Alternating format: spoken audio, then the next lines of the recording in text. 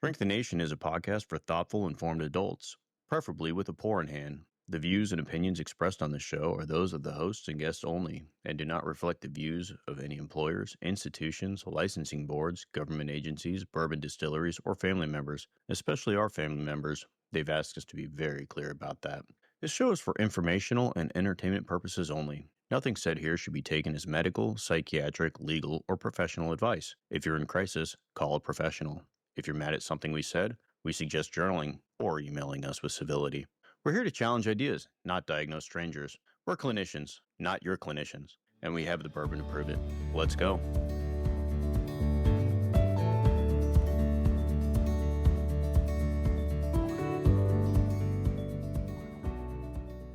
All right. Welcome back to Shrink the Nation, where the bourbon's neat and the country's neuroses are anything but. The government shut down again, and AI just crowned a digital king, and TikTok quietly rewrote the rules about who gets to watch you. That's not the news cycle. That's America's group therapy session. Everyone's projecting, regressing, and bargaining with reality. Tonight, we're unpacking it all. The moral injury of unpaid work, the fantasy of algorithmic royalty, and the anxious codependence we call privacy. Pour something strong. The nation's back on the couch. All right, I'm David. I've got my 20 plus years of short hair saying sir to start every conversation. And today got my trade water, bourbon, Kentucky straight whiskey, small batch, and we got a guest. So I'm excited. Robbie. Yeah, hey, I'm excited as well. It's Rob coming to you from a undisclosed but stateside location. I've got 25 years as a psychiatrist and about 30 in the military. Very excited to have our guest. Hey all, I'm Amit. I am 19 years in psychiatry, all of it military, and I'm glad to be on the show. No drink for me today as I'm up and about. However, I'm glad to be here and participate. All right. Well, we're going to start tonight off with the shutdown because nothing says functional family like parents arguing over the bills while the kids skip dinner. Talk about what happens to trust, meaning in a few 100,000 paychecks when the national therapist takes another long weekend. The first pour is going to be the shutdown standoff.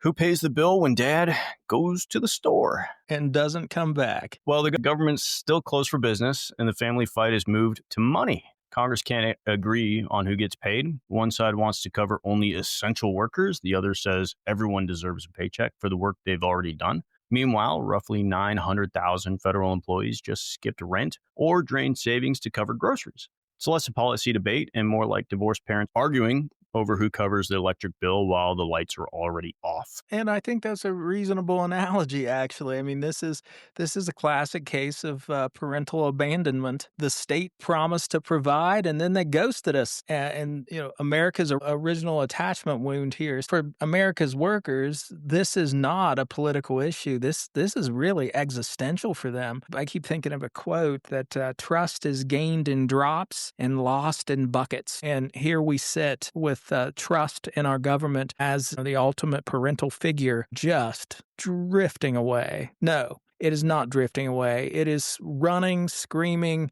cascading down the side of a mountain right now. And nothing hits closer to home than not getting your paycheck, especially when you're depending on it. So definitely that trust and dependency is severely impacted. You know, I and this is something that we've touched on a couple of times, and it seems to just be relevant on so many levels. But it's the fact that Congress, as a legislative branch, as one of the three co-equal branches, is really proving itself to be utterly dysfunctional. And it does seem to have some downstream consequences. I seem to find myself going backwards to the mid-90s over and over again, that I'm trying to put my finger on when did Congress break? And if I was going to point a line directly to a thing that led to this, it would be the so-called Republican Revolution in 1995, led by Newt Gingrich. And that's when confrontation all of a sudden became the governing strategy. Gingrich turned a shutdown into theater, not a failure, but a stage. And since then, every Congress has been rehearsing that same play, that they're doing the same things: cut the committees, fire the staff, concentrate power and leadership, and trade lawmaking for cable hits. And that's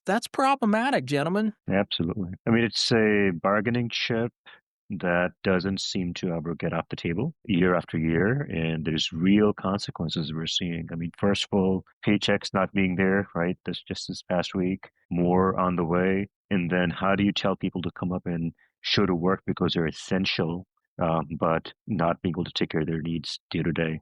And that's not a way you can function. And you can't get anything done, right? I mean, Congress is still getting paid technically, right? Yes. But a lot of other people are not. And I think our most military are getting paid through emergency funding, which is nice. However, the civilians you're working alongside with are not. So that's really rough. Well, and what we have is a legislative branch that's forgotten the art of legislation. So, yeah, they're still getting paid for the work they're not doing. They have one job, people. You got one goddamn job. Do your one goddamn job. But they've perfected the art of public self-righteousness. And in doing so, and this is where it kind of circles back to a theme that we keep hitting on. In failing to do their job, they're ceding much of their power and responsibility to the other two branches. So they're putting a lot of responsibility onto the judicial branch to solve problems, and they're giving away a lot of their power to the executive branch. And we're watching the world's oldest democracy regress into a teenage phase. I mean, all emotion, no impulse control, and absolutely convinced that slamming the door is a form of leadership. Unfortunately, we're seeing that in multiple areas, right? The judicial branch is not helping. Well, I'm not sure the judicial branch is designed to work at the speed or even capable of helping in this particular situation. And their job is to answer constitutionality questions. Is this constitutional? Not who gets paid. Congress's job is to sign off on budgets, not cross their arms and say no. But that's kind of what they're doing. I mean, essentially at this point, blame is just replacing problem solving. There's no compromise at this point. Neither side is willing to compromise because they both are just waiting for bad things to happen so that they can just blame the other side for it.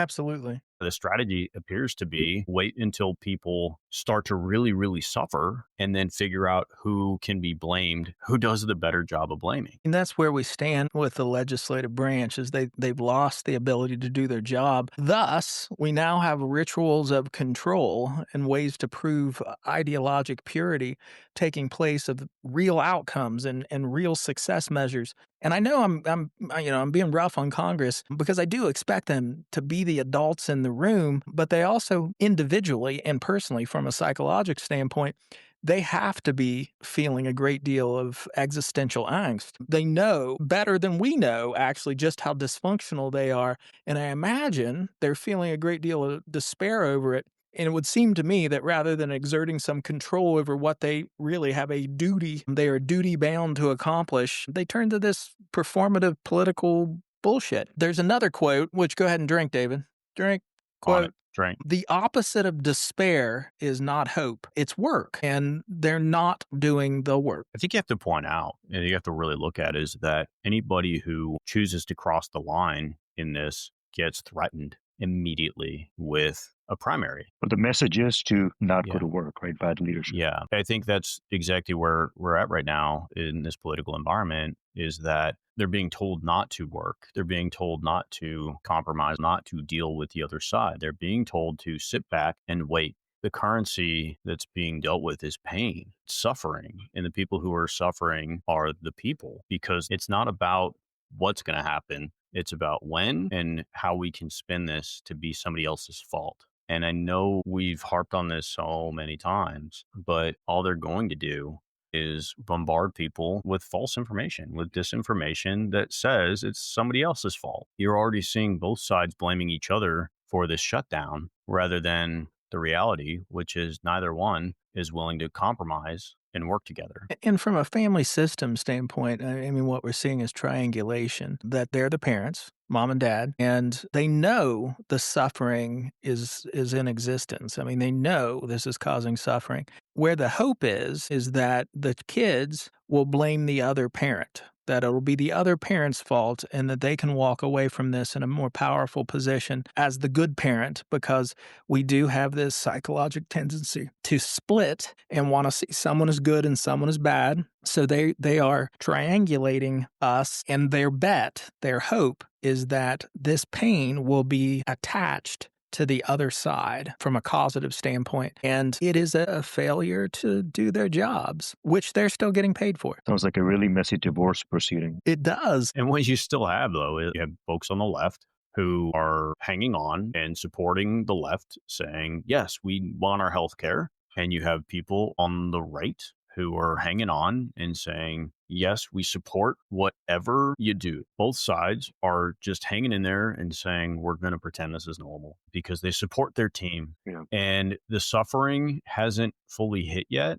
And what's really interesting, David, is that the actual small subsets that are willing to break and work together are totally different than the people you would expect to be working together across the caucuses. So it's really fascinating to see how different agendas align, even though, unfortunately, there hasn't been enough of a group mentality to actually get work done. Well, I think they understand that the subsets of the population that are ultimately going to be hurt by this directly is actually quite small compared to the general population. So it's the government employees, it's the civilian military employees, it's the people who aren't getting paid that are ultimately going to be injured by this. And even when they look at who's going to be hurt by Medicare and Medicaid payments not being there, it's going to be millions of people, but it's a small percentage compared to everyone else. So it's not a problem. The other thing, David, is that there is a push to be smaller as a government,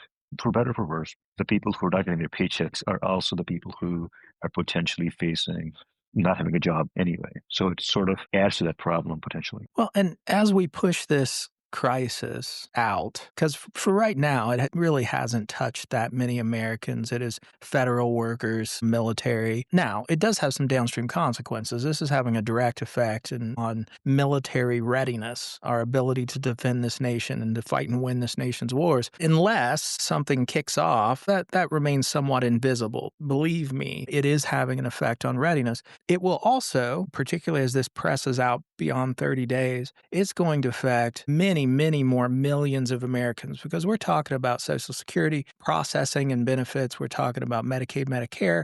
We're talking about downstream effects to hospitals, particularly small community hospitals that rely on Medicaid, Medicare to stay open. Talking about food subsidies. Oh, yeah, food stamps for sure. Yeah, there is a significant portion of those populations, say the elderly or the working class poor, who do rely on these benefits that have voted GOP, and this is going to affect them. Now, the interesting thing is, and actually that's the next, I have a question for Amit from a child standpoint, is that who will get blamed? Where is the blame going to be attached is the question. But thinking of all these people as, we'll say, the children, the Congress, Republicans, Democrats are the parents, the children, the rest of us, the people. From an attachment standpoint, when you're seeing a dysfunctional family, Amit, you are child trained, correct? Yep, I am. So when you're seeing a family, what kind of impacts does this kind of behavior end up having on kids? Because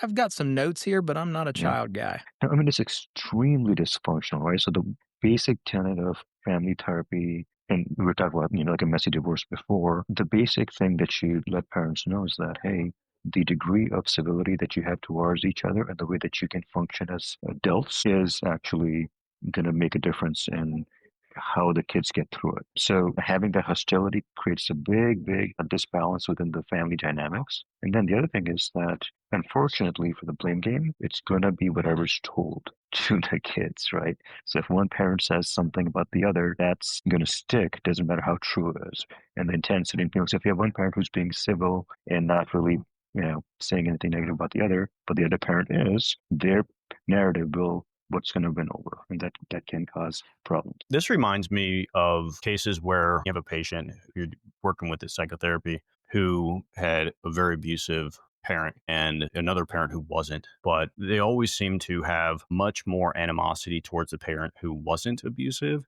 because that person wasn't protecting them from the abusive parent. And I've seen that so many times where they'll even say, well, I felt like I deserved it from that parent who was more aggressive and abusive, but the other parent really should have protected me from it. And that's where they have a lot more of the animosity, at least before we do therapy, the displacement. But it's much safer to be angry towards the parent who's not going to beat you up than the parent who is in direct existential threat.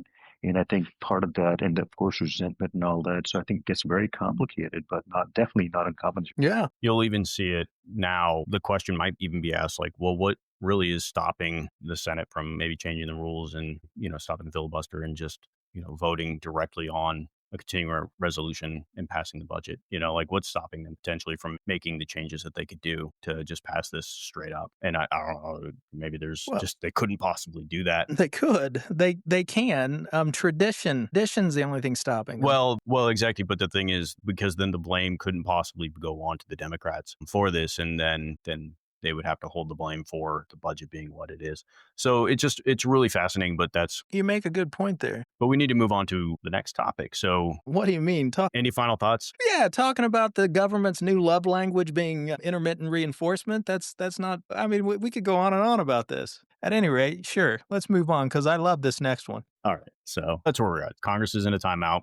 Paychecks are on pause, and America's pretending this is normal. But let's take a break from that real chaos and check in on the imaginary kind. The internet just crowned a digital king because nothing says representative democracy like an AI-generated monarch dropping sludge on his critics. Sludge. And it seems like a lot of those critics are frogs, based on what I've seen. So our second pour is the AI crown drop. It's when satire wears the uniform. An AI-generated meme took off this week showing King Trump in a fighter jet dumping toxic sludge on protesters below. The image, part digital propaganda, part bad Photoshop, racked up millions of shares before anyone clarified it was fake. Even the musician whose track scored the clip called it weirdly fascist fan fiction. In short, the internet invented its own monarchy and crowned it mid-air. So, gents, I think this one calls for a new kind of safety card, which, in the event of moral dissent, secure your own crown before assisting others. This one just stuns me.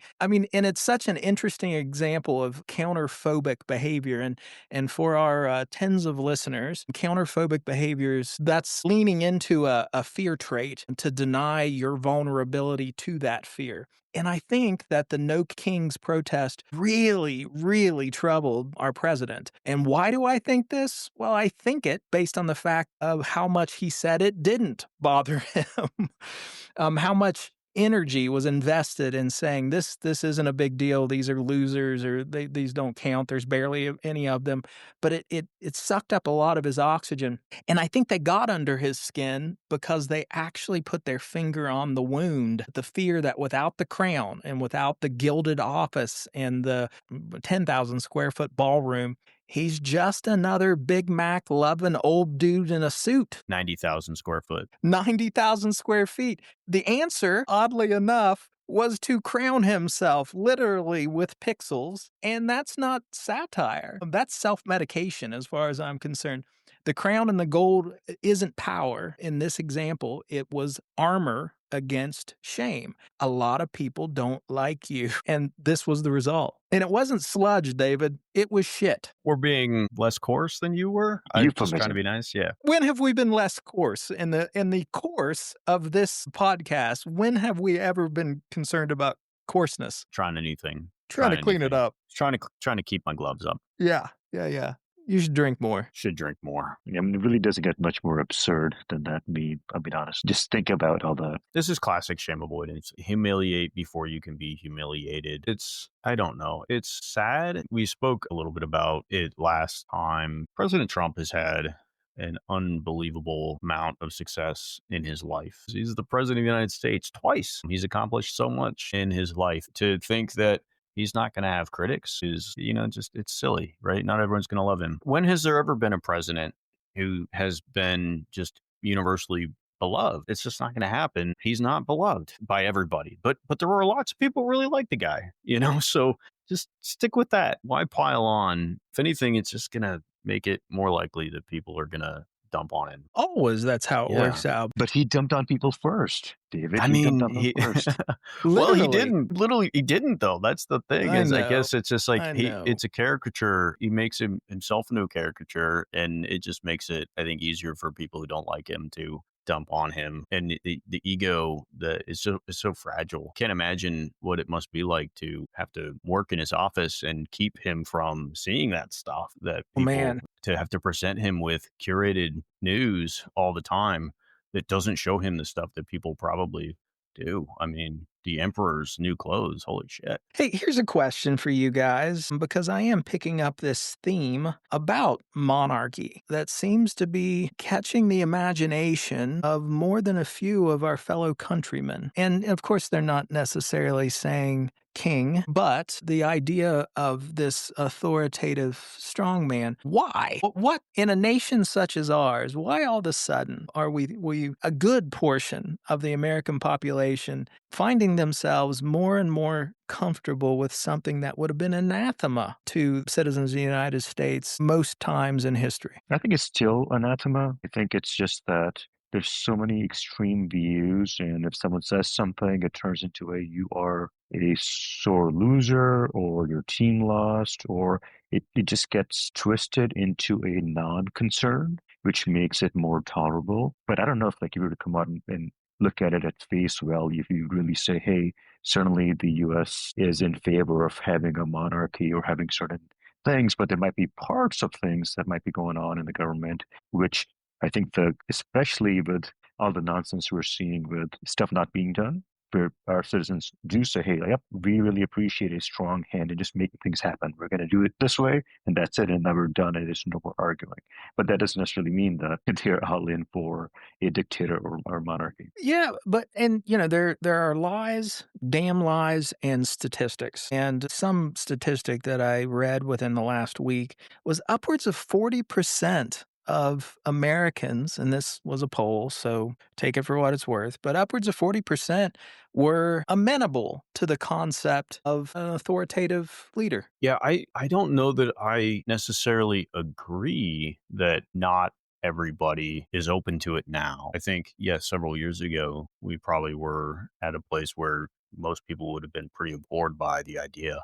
I think it's getting there, but with the caveat that I don't know that if you presented the idea to most people generically, hey, will we be okay with a dictator, that they would say yes. I think if you presented it to a subset of the population of, would you be okay with Donald Trump being the leader indefinitely, they would say, hell yes. And I think that's the difference. It's kind of like when you have a group of people who believe that the world is going to end. They're out in a park on a certain night and they have given away all their belongings and they are ready for the end of days and they've made up their mind. The next morning comes and, two or three people wander off and say, oh, I guess that's it. But the rest of the people who stayed, they decide that this just cements it for them, that their belief system, that whatever they did that night, they're in it for good. I think whatever happened in the last few years, or maybe the last year, I think for a lot of people, maybe that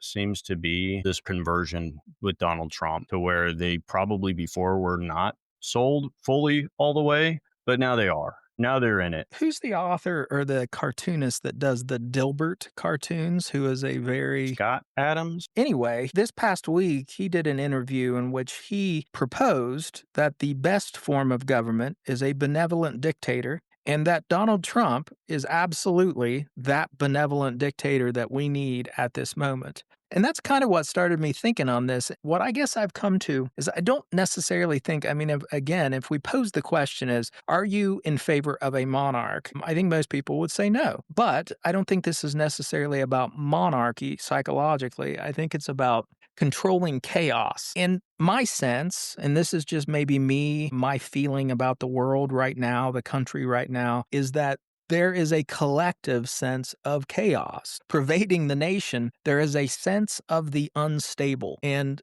leaders throughout history have often turned to this grandiose imagery to reassert authority. Like Roman emperors would produce these exaggerated self-portraits with themselves having halos to project this divinity that I have godlike powers, I can solve this. Interestingly, Trump chose to AI himself as the king of an aerial honey wagon in army terms.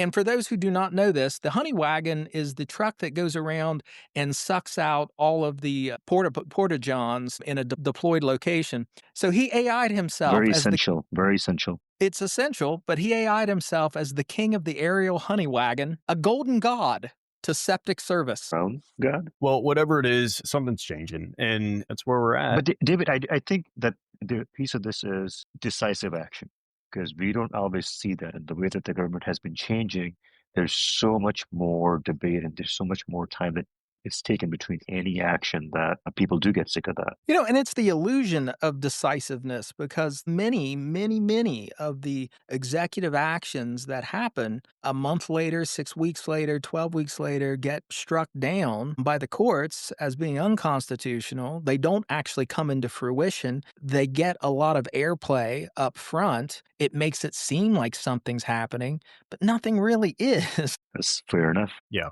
When you live within a democracy the size of ours, really nothing is supposed to happen quickly for a reason. The idea being that change is slow because I think we used the analogy before, but you don't want to turn an aircraft carrier around quickly. When that happens, things fall off. Things that are usually important, you want them, you The want airplanes. yeah, the airplanes. You want it to take its time. Sometimes the sailors, but we care less about that. It's true. All right. So let's They can swim, hopefully. not all of them. Your airplane might not be able to swim. Speaking of, let me pose a question to an ex-Navy man. I know you were not in the Navy when they adopted those dark blue camouflage uniforms. What struck me as interesting as a seaborne uniform was that they basically adopted water camouflage. I thought that was Yeah, if I fall off a goddamn ship, I do not want water camouflage. so. I was in when they were testing those out, and to me, it seemed like the gray uniforms maybe were the smarter choice.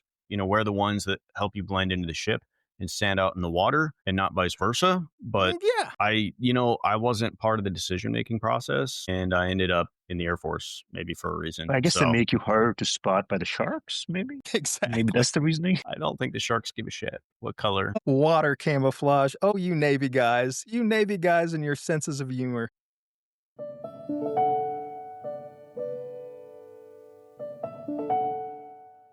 Hey, it's Rob from Shrink the Nation. As my friend David so eloquently states at the beginning of the show, we are clinicians, but we're not your clinician. We love to joke around and dive into the tough topics, but there's something really important we need to say. If you're struggling with your mental health or facing substance use issues, we want you to know you're not alone. We have dedicated our professional careers to mental health, and we care deeply about it. It's okay to ask for help. Reaching out to a professional in your area could be the first step toward feeling better. Don't wait. There's support out there, and it works. Please take that first step. We want you to be well. Now let's get back to the show. Oh, and don't tell David I said he was eloquent. He'll be insufferable.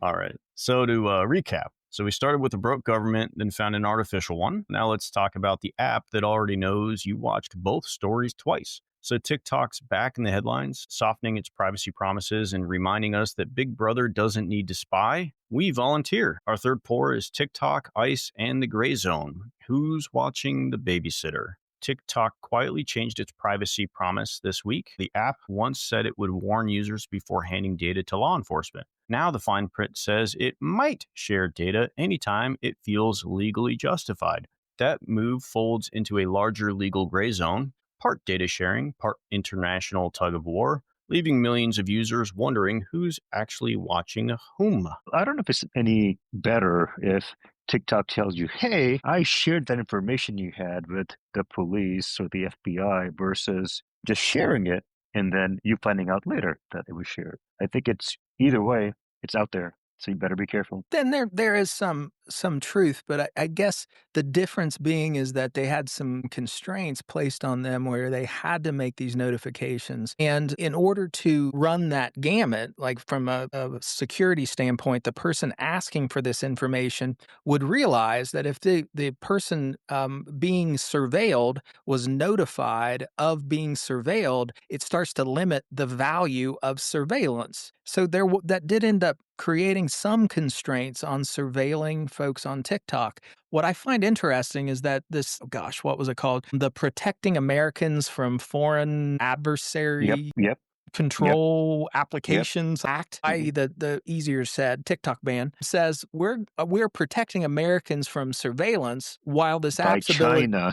yeah, while this app's ability to surveil is now being turned over to entities that already surveil Americans, and I see no issues with Yep. that at all.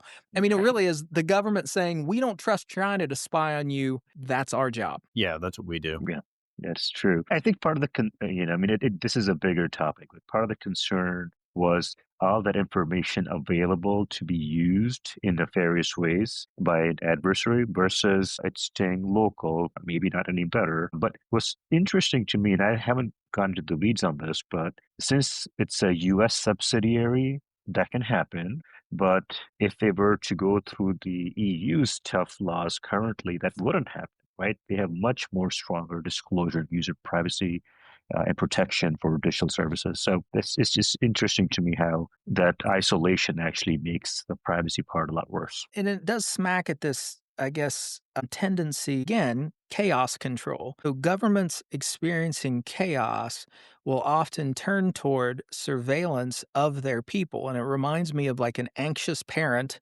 using Life 365 or whatever that app's called. And they say, I'm doing this for your safety, when in fact, they're responding really to their own anxiety and tracking their kids' whereabouts and the exact speed by which they got to wherever they went. That in no way really improves their kids' safety. It does, however, increase their children's dependency. It is not a healthy act, ultimately. It seems we're moving governmentally down this path that does remind me of the mid-50s through 73, a very anxious U.S. government engaged in something called COINTELPRO, which was a program in which the FBI surveilled people who were considered activists under the header of, hey, we're going to protect you from subversives. Yep. And then the Patriot Act, which was Civil leaders, framed as anti-terror, but it really, and this is my point, I guess, is that these things have normalized the idea that we're all being monitored all the time. And history tells us very clearly that once surveillance increases, it rarely contracts. Yeah, I mean, That's I think true. COINTELPRO and the Patriot Act wish they had this level Absolutely. of, come on, this is, what's the number of people who have TikTok? I A mean, lot. this is Over it's 100 million yeah, no, in the it's US. in the US, like what's the user? It's ridiculous. This is not, there's 1.59 billion monthly active users, 150 million in the United States. Nearly Half half the of United our States, population. half the US population uses TikTok. COINTELPRO, and it's a counterintelligence program. Yeah. They wish they had this level of Data. I mean, it feeds in, right? It feeds into our last discussion of paranoia. If you have yeah. movements, you have dissatisfaction, what better way? This is screens of China antics and tactics, right? For the Hong Kong protests and all that. Like, if you can monitor all that, gives you a better sense of security if you're in charge. Well, it doesn't help that the whole reason that they were shutting this app down was because the fear that China had access to all this data. And then the second that the law, I believe, is still in the books, there is a Yes. law to shut this down. Yes. And this was supposed to be shut down. Yes. But then, That was a long time ago. well, it wasn't a Yes. long time ago. I mean, it was a year ago, not almost a year ago, that this was supposed to be shut down. But this has been held open with no congressional act. Even the Supreme Court ruled that the law was completely Constitutional, yeah. to shut down this app. And it has been held open By executive authority. for 10 months for no justification, except now all of the data is now open to American authorities. You could understand why people would be concerned that it was really problematic that China would have this data, but not problematic that the United States government have the same access to the data, and in fact, actually quite a bit more access to the data. I'm concerned by the nature of TikTok because the reality of this moment, it has ceased to be an app. to many, many people. It's a regulating presence for these people now. It's where they News, turn. money, I mean, everything. It's where they turn when they're bored, when they're anxious, when they're upset. The algorithm knows them better than their therapist knows them. I know people will not give this up. They will just normalize this drift toward less and less privacy. Any thoughts about algorithm shifts by the US government? Because that was a concern in the past, right? Influence that the application wields on the people watching it. Oh, absolutely. And another thing that I find absolutely fascinating at this moment in time and equally terrifying is how detached the younger generation has become about the concept of privacy. And I see this in Hmm. my kiddos. Their stance is basically, hey, we're being watched all the time anyway. And if they know that I watch dance videos on TikTok, who cares? But that's how complacency always starts. Once you seed the idea that privacy matters, you've also ceded the right to decide what counts as harmless. It reminds me of the old arguments about separation of church and state.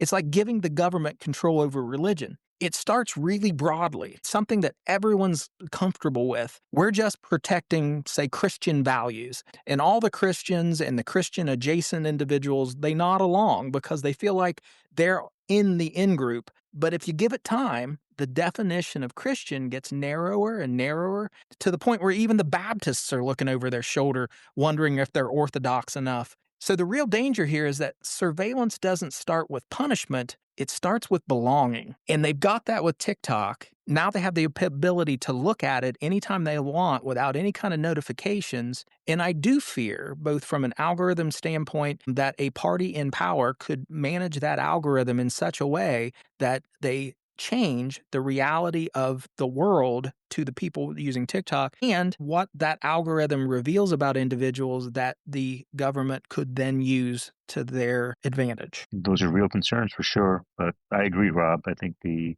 caring about it, especially the younger generation, is not to the same degree as you would expect in the past. And then for your own household, Rob, I suspect that the reason that privacy is not as big an issue is because your kids don't have doors on their bedrooms. I mean, they have no reason to expect privacy. Well, I get them up for random searches, at least. I don't know. I do it usually 3 times a week, random times. Sometimes it's 3 a.m. Sometimes I'll wait till the afternoon. Those But contraband searches, yeah, nice. exactly. Yeah, I got to keep a tight ship. But no, I think they've grown up so accustomed to being exposed in the public sphere through social media that privacy and revealing themselves through social media, privacy or the idea that there are some things you do not want the world to know for good reason does not occur to them. But I think when your life is revolved around how much can you share and how many people can like that or respond to it,